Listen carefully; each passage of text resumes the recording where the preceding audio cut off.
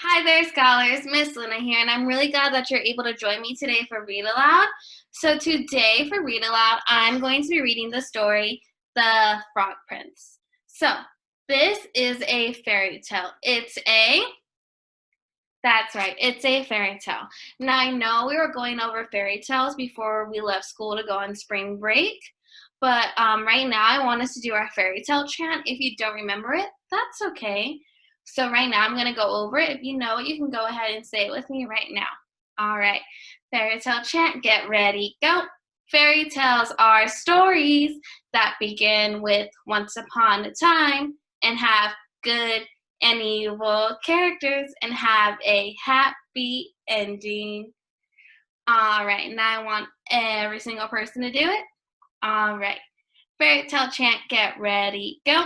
Fairy tales are stories that begin with once upon a time and have good and evil characters and have a happy ending.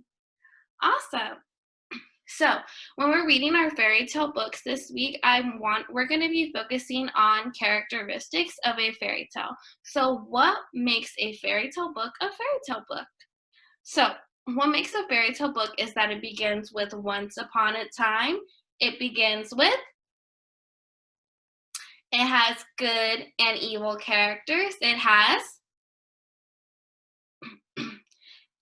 it has a happy ending. Awesome. So, today, when we're reading, I really want you guys to be focusing on those characteristics. Got it? All right. The Frog Prince.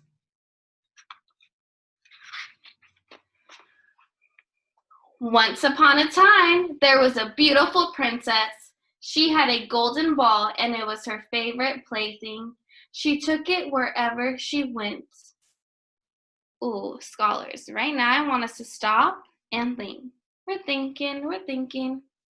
What kind of story is this, and how do we know? What kind of story is this, and how do we know? Taking a couple more seconds to think about it. All right, and if you have your answer, you can go ahead and shout it out. That's right. So we know that this is a fairy tale because in our text it says once upon a time. And we know as good readers that fairy tales always begin with once upon a time. Nice work. Air 5. All right, let's continue reading. One day the princess was playing in the woods near a well. She threw her ball high into the air. It fell. Splash! Into the well. The princess watched her golden ball sink deep into the water of the well, and she began to cry. She cried harder and harder. Suddenly, someone said, "What is the matter, princess? Why are you making so much noise?" The princess looked around. She looked into the well. An ugly little frog was looking up at her. The frog asked again, "What is the matter, princess?" "Oh, it's you, you old water splasher," the princess said. "My golden ball has fallen into the well. That is why I'm crying." "Stop crying," said the frog. "Maybe I can help you. What will you give me if I get your ball for you?" "I will give you whatever you want, dear frog," said the princess. "Would you like my fine silk dress, or my necklace of pearls? Or would you like my golden crown?" "No," said the frog. "What would I do with your fine silk dress, or your necklace of pearls? And what would I do with your golden crown?" "What do you want then?" the princess asked. The frog looked at the beautiful princess. He said, "I want to be your friends and playmates. I want to sit with you at the supper table.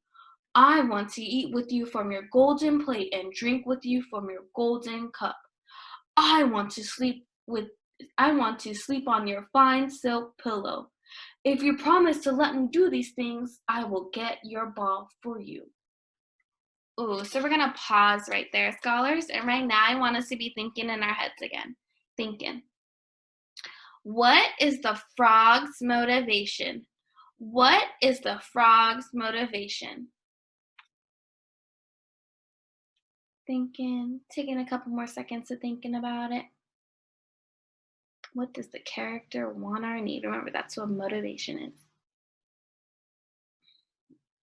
All right, now coming back, if you have your answer, you can go ahead and shout it out.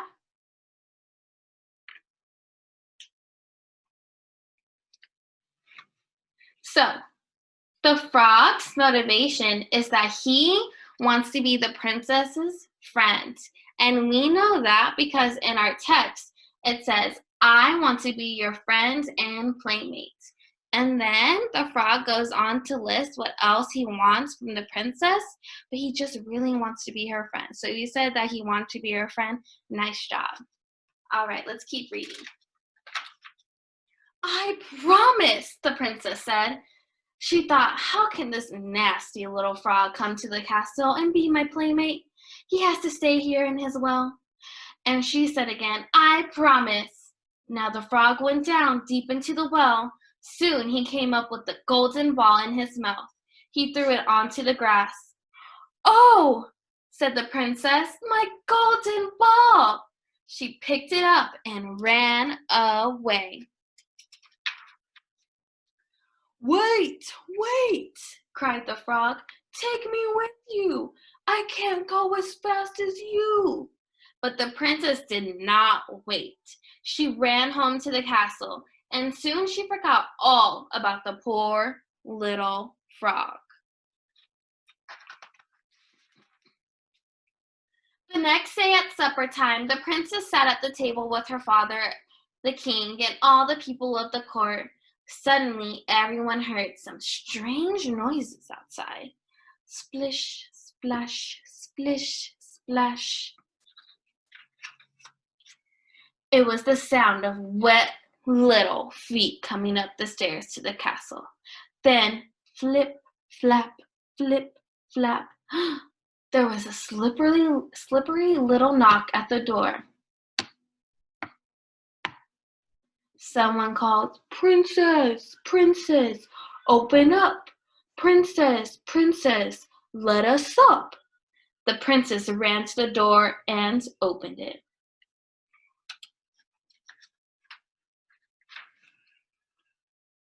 When she saw the frog, she shut the door quickly. The princess came running back to the table. The king looked at her. What are you afraid of, daughter? He asked.